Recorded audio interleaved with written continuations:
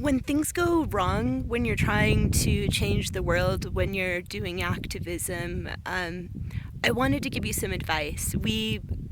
Almost this time last year, I left my job to join a forming intentional community, and then by the time I got there a few weeks later, that intentional community had fallen apart just a little in its situation and had moved to another site.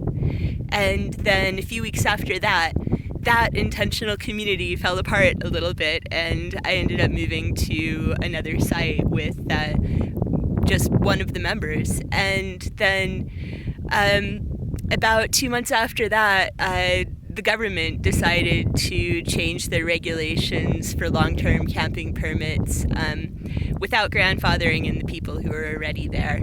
And it was increasing poverty and suffering for a lot of people, including people with disabilities and veterans and marginalized populations. And so we ended up trying to help and lead this effort to help create connections in the community, and then that fell apart massively on national news in a few articles cases, and we ended up getting chased off our land so that I didn't end up with huge fines or prison because we didn't trust the court systems in the area to give us a fair trial.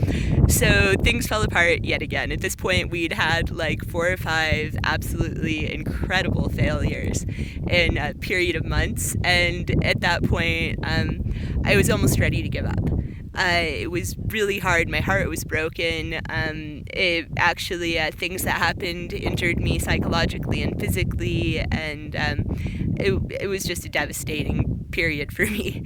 So at this point, my husband and I had been living in an RV for a couple of years. He's a disabled veteran. I worked as a caregiver on night shift caring for people with disabilities, and I also have disabilities of my own. So we saw that we were going to pretty much be doomed to spending a life in poverty and have a really low, unhappy standard of living while working so hard that we didn't have time to develop genuine friendships. I only knew a few people after living in the area we moved for a year, and that was hard for me. So we decided that the solution would be joining an intentional community, and after all of those failures, we talked about our options. We could just go back into the capitalist world.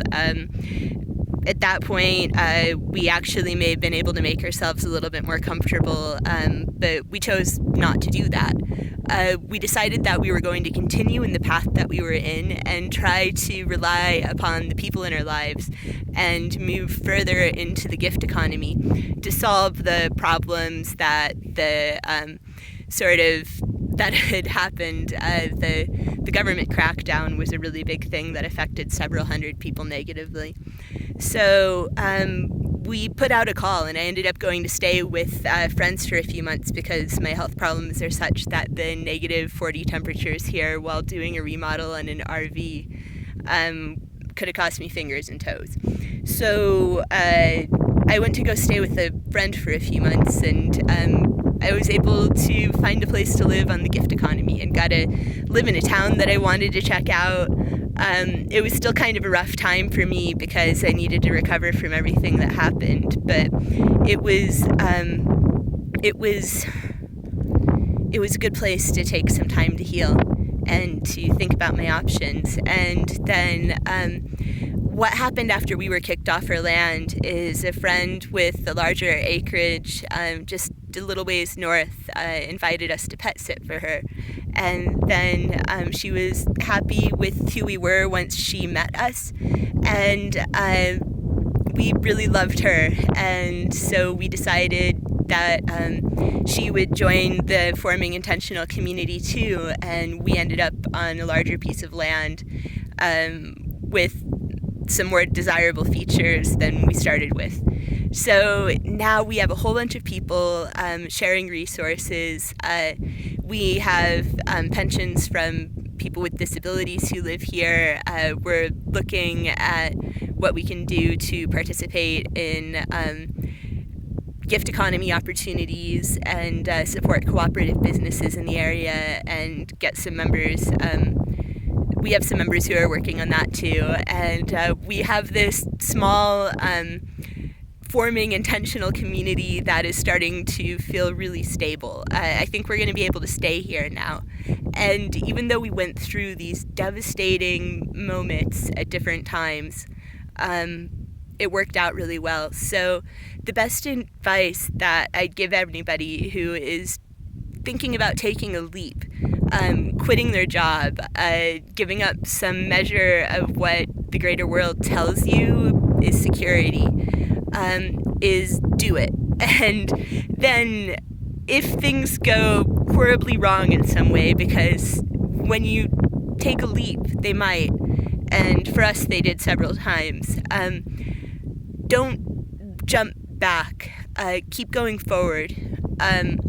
Reach out to the resources around you. Look online for help.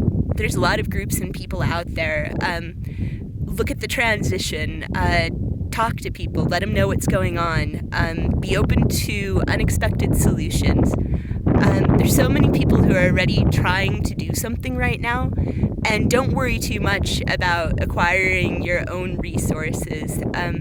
Really what we all need is access over ownership to have a really high quality of life. And